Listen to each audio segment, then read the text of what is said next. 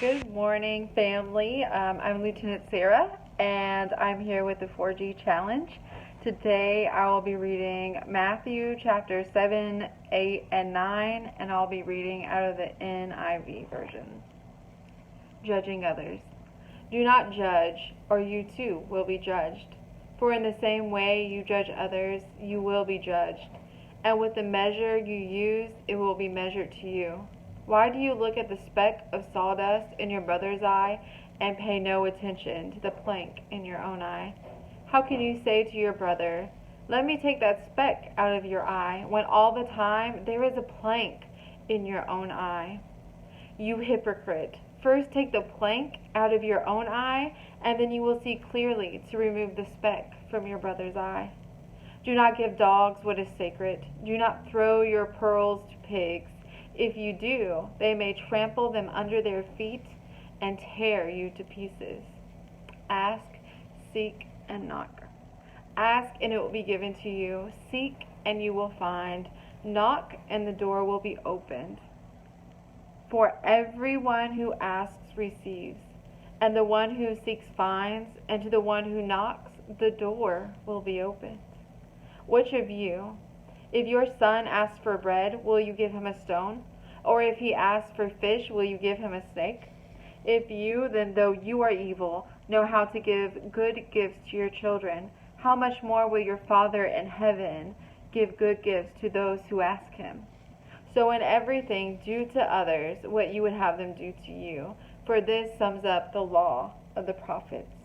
The narrow and wide gates. Enter through the narrow gate. For wide is the gate and broad is the road that leads to destruction, and many enter through it. But small is the gate and narrow the road that leads to life, and only a few find it. True and false prophets. Watch out for false prophets. They come to you in sheep's clothing, but inwardly they are ferocious wolves. By their fruits you will recognize them. Do people pick grapes from thorn bushes or figs from the thistles? Likewise, every good tree bears good fruit, but a bad tree bears bad fruit. A good tree cannot bear bad fruit, and a bad tree cannot bear good fruit. Every tree that does not bear good fruit is cut down and thrown into the fire. Thus, by their fruit, you will recognize them. True and false disciples. Not everyone who says to me, "Lord, Lord," will enter the kingdom of heaven, but only the one who does the will of my Father who is in heaven. Many will say to me on that day, "Lord, Lord, did we not prophesy in your name, and in your name drive out demons, and in your name perform many miracles?" Then I will tell them plainly, "I never knew you. And from me, away from me, you evildoers." The wise and foolish builders. Therefore, everyone who hears these words of mine and puts them into practice is like a wise man who built his house on the rock. The rain came down, the streams rose, and the winds blew and beat against that house. Yet it did not fall, because it had the foundation on the rock. But everyone who hears these words of mine and does not put them into practice is like a foolish man who built his house on the sand. The rain came down, the streams rose, and the winds blew and beat against that house, and it fell with a great crash. When Jesus had finished saying these things, the crowds were amazed at his teaching, because he taught as one who had authority, and not as their teachers of the law. Chapter 8. Jesus heals a man with leprosy. When Jesus came down to the mountain side, large crowds followed him. A man with leprosy came and knelt before him and said, "Lord, if you are willing, you can make me clean." Jesus reached out his hand and touched the man. "I am willing," he said. "Be clean." Immediately he was cleansed of his leprosy. Then Jesus said to him, "See that you don't tell anyone, but go, show yourself to the priest, and offer the gift Moses commanded as a testimony to them." The faith of the centurion. When Jesus had entered Capernaum, a centurion came to him asking for help. "Lord," he said, "my servant lies at home paralyzed, suffering terribly." Jesus said to him, "Shall I come and heal him?" The centurion replied, "Lord, I do not deserve to have you come under my roof, but just say the word, my servant will be healed. For I myself am a man under authority, with soldiers under me. I tell this one, 'Go,' and he goes, and that one to come, and he comes. I say to my servant, 'Do this,' and he does." When Jesus heard this, he was amazed and said to those following him, "Truly, I tell you, I have not found anyone in Israel with such great faith. I say to you that many will come from the east and the west, and will take their places at the feast with Abraham, Isaac, and Jacob in the kingdom of heaven. But the subjects of the kingdom will be thrown outside into the darkness, and there will be whipping and gnashing of teeth." Then Jesus said to the centurion, "Go, let it be done just as you believed it would." And his servant was healed in that moment. Jesus heals many. When Jesus came into Peter's house, he saw Peter's mother-in-law laying in bed with a fever. He touched her hand, and the fever left her, and she got up and began to wait on him. When evening came, many who were demon-possessed were brought to him, and he drove out the spirits with a word and healed the sick. This was to fulfill what was spoken through the prophet Isaiah. He took up our infirmities and bore our disease. The cost of following Jesus. When Jesus saw the crowd around him, he gave orders to cross to the other side of the lake. Then a teacher of the law came to him and said, "Teacher, I will follow you wherever you go." Jesus replied, "Foxes have dens and birds have nests, but the Son of Man has nowhere to lay his head."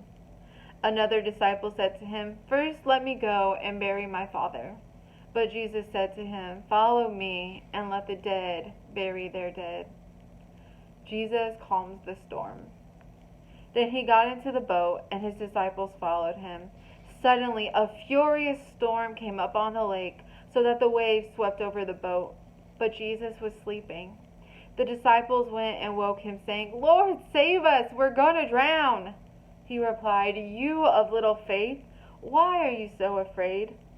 Then he got up and rebuked the winds and the waves, and it was completely calm. The men were amazed and asked, "What kind of man is this? Even the winds and the waves obey him." Jesus restores two demon-possessed men. When he arrived at the other side in the regions of Gadarenes, two demon-possessed men came from the tombs, met him. They were so violent that no one could pass that way. "What do you want with us, Son of God?" they shouted. "Have you come here to torture us before the appointed time?" Some distance from them, a large herd of pigs was feeding. The demons begged Jesus, "If you drive us out, send us into those herd of pigs." He said to them, "Go." So they came out, went into the pigs, and the whole herd rushed down to the steep bank and into the lake and died in the water. Those tending the pigs ran off, went into the town, and reported all of this, including what had happened to the demon-possessed men. Then the whole town went to meet Jesus, and when they saw him, they pleaded with him to leave the region. Chapter 9. Jesus forgives and heals a paralyzed man. Jesus stepped into a boat, crossed over, and came to his own town. Some men brought him to a paralyzed man, lying on a mat. When Jesus saw their faith, he said to the man, "Take heart, son, your sins are forgiven." At this, some of the teachers of the law said to themselves, "This fellow is blaspheming." Knowing their thoughts, Jesus says, "Why do you entertain evil thoughts in your hearts? Which is easier to say, 'Your sins are forgiven,' or to say, 'Get up and walk'? But I want you to know that the Son of Man has authority on earth to forgive sins." So he said to the paralyzed man, "Get up, take your mat, and go home." Then the man got up and went home. When the crowd saw this, they were filled with awe, and they praised God, who had given such authority to man. The calling of Matthew. As Jesus went on from there, he saw a man, Matthew, sitting at the tax collector's booth. "Follow me," he told him, and Matthew got up and followed him. While Jesus was having dinner at Matthew's house, many tax collectors and sinners came and ate with him and his disciples. When the Pharisees saw this, they asked the disciples, "Why does your teacher eat with tax collectors and sinners?" On hearing this, Jesus says, "It is not the healthy who need the doctor, but the sick. But go and learn what this means. I desire mercy, not sacrifice, for I have not come to call the righteous, but sinners." Jesus' question about fasting. Then John's disciples came and asked him, "How is it that we and the Pharisees fast often, but your disciples do not fast?" Jesus answered, "How can the guest of a bridegroom mourn while he is with them? The time will come when the bridegroom will be taken from them, then they will fast.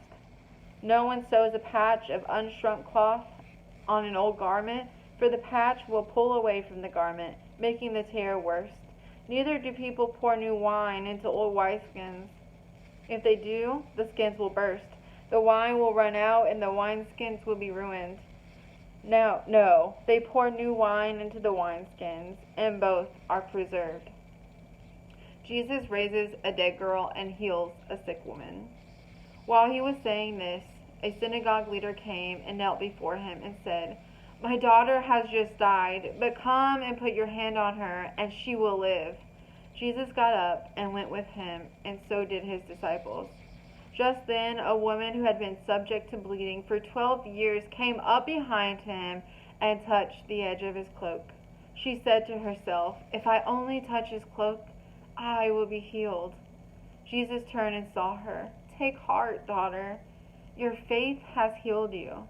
And the woman was healed at that moment. When Jesus entered the synagogue leader's house and saw a noisy crowd and people playing pipes, he said, "Go away. The girl is not dead, but asleep."